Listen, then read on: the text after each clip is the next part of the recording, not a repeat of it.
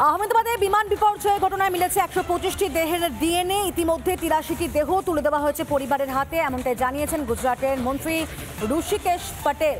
গত বৃহস্পতিবার দুপুরে আহমেদাবাদ বিমানবন্দর থেকে ওড়ার কিছুক্ষণের মধ্যে ভেঙে পড়ে এয়ার ইন্ডিয়ার লন্ডনগামী বিমান AI-171। ভয়ঙ্কর বিস্ফোরণের সঙ্গে সঙ্গেই আগুনে ভস্মীভূত হয়ে যায় সেটি এবং ভেঙে পড়ে স্থানীয় একটি মেডিকেল কলেজের হস্টেলে। ওই বিমানে ২৪২ জন যাত্রী এবং ক্রু মেম্বাররা ছিলেন, প্রাণে বেঁচেছেন মাত্র একজন। আর যে খবর আমরা পাচ্ছি, সোমবার রাত পর্যন্ত মোট ১২৫ জনের ডিএনএ শনাক্ত করতে পেরেছেন চিকিৎসকরা। এর মধ্যে ৮৩টি দেহ ফেরানো হয়েছে পরিবারের কাছে। সোমবার রাতে এক্স হ্যান্ডেলে পোস্টে কথাই জানিয়েছেন গুজরাটের মন্ত্রী ঋষিকেশ পটেল। আহমেদাবাদ বিমান দুর্ঘটনায় সোমবার রাত পর্যন্ত এখনও যা খবর পাওয়া যাচ্ছে, ১২৫ জনের ডিএনএ শনাক্ত করতে পেরেছেন চিকিৎসকরা এবং তাদের মধ্যেই ৮৩টি দেহ ফেরানো হয়েছে পরিবারের হাতে।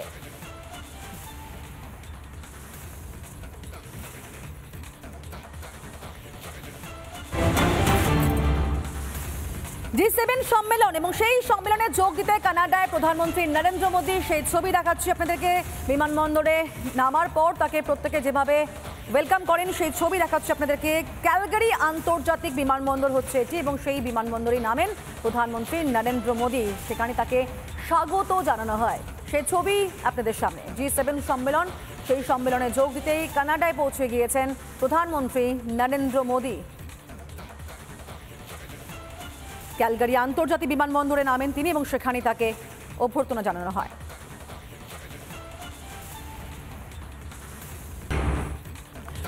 উন্নয়নে টাকা দিতে হবে পার্টি ফান্ডে, আর টাকা দিতে চাপ এবার প্রভাবশালী গোষ্ঠী। প্রতিবাদ তৃণমূলেরই অপর গোষ্ঠী। ব্লক সভাপতি এবং বিধায়ক গোষ্ঠীর মধ্যে লড়াই, শাসক দলের গোষ্ঠী সংঘর্ষে জখম হয়েছেন ৩ জন। আশঙ্কাজনক এক তৃণমূল কর্মী। জখম ব্যক্তি দুর্গাপুর মহকুমা হাসপাতালে ভর্তি রয়েছেন। পূর্ব বর্ধমানের বুদবুদে তীব্র উত্তেজনা এই ঘটনাকে কেন্দ্র করে।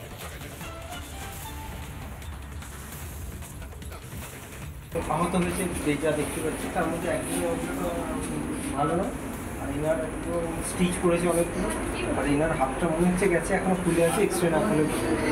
ওনার তো অবস্থা অনেক, ওনার স্টিচ অলরেডি 15টা মতো স্টিচ পড়ে গেছে, কিন্তু তারপরেও আরও ওটি করাতে হবে।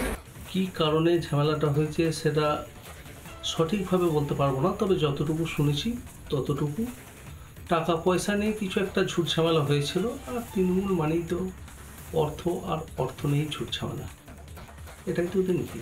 ঝামেলাটা হয়েছে ওই রাস্তা পাড়ে কি তর্ক বিতর্ক হয়েছে, মানে এর আগে একটা ঝামেলা হয়েছিল।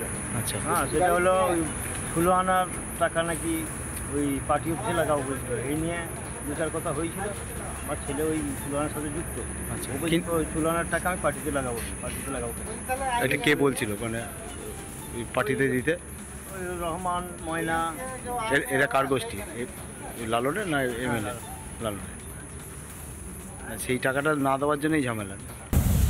নানা ধরনের কন্টেন্ট দেখার জন্য লাইক করুন, শেয়ার করুন আমাদের ফেসবুক পেজ, সাবস্ক্রাইব করুন আমাদের ইউটিউব চ্যানেল। পাশাপাশি অন্যান্য ব্রেকিং নিউজের জন্য অবশ্যই চোখ রাখুন রিপাবলিক বাংলায়।